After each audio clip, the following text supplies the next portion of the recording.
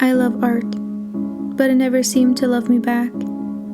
I've tried painting with no success, drawing with no success.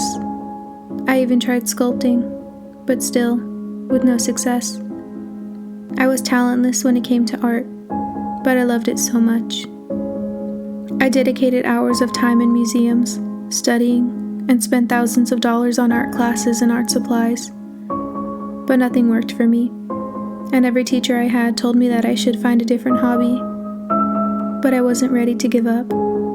Art would love me back. I had signed up for another sculpting class, in an attempt to try my hand at it again. I just needed to find the right teacher that could mold me into the artist I wanted so badly to be. My new teacher's name was William. He started our first class off by showing his complete sculptures. His favorite material to use was clay, and he used it so well.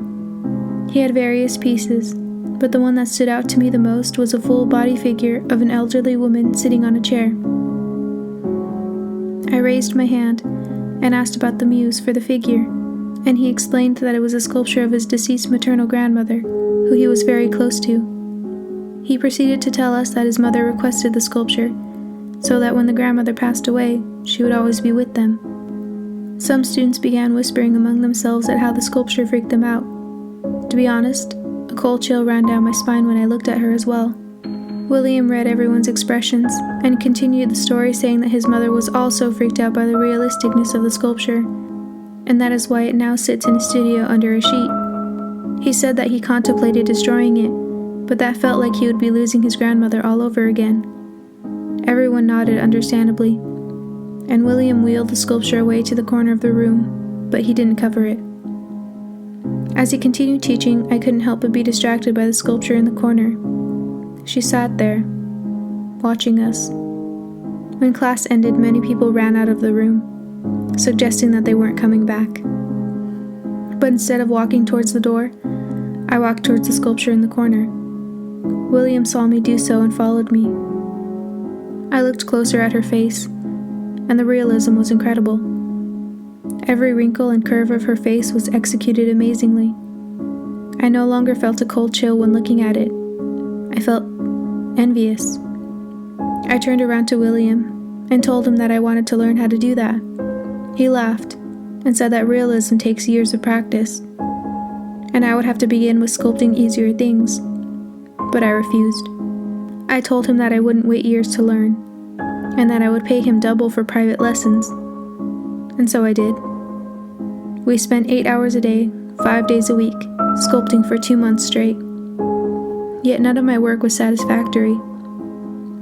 William tried to encourage me, saying that I was getting better, but his encouragement only made me frustrated. My thoughts screamed in my head, why couldn't I be good at this? Why couldn't I be good at anything? Then one day, as our day was coming to an end, William told me that he couldn't continue our classes like this. He was left with no free time because he taught other classes on the weekends. I took up his entire week and I was barely improving. He said that it would be more beneficial for me to just take the weekend classes because I was tiring myself out. But I didn't want to quit. I wasn't ready. So I snapped. I began yelling at William that it was his fault. It was his fault and every other instructor who gave up on me. Who were they to tell me that my dreams were unrealistic? They must not have loved art as much as me if they didn't understand. William turned around and grabbed his tools while I yelled at him. As he was walking away, I screamed for him to come back and listen to me, but he wouldn't. So I grabbed a carving tool and ran up behind him, jabbing it into the side of his neck. He stopped, stunned as he reached up and pulled the tool from his neck. A stream of crimson red immediately began squirting from his wound. He grabbed at his neck, trying to get it to stop, but he fell to his knees, then on his side, and eventually rolled onto his back before passing out. I stood above him, staring down at his handsome face. His features were a work of art themselves. So I went over to my clump of freshly wet clay and began covering his face in it. I formed the clay around his prominent features, and before I knew it, he looked like his grandmother. A beautiful representation of realism art.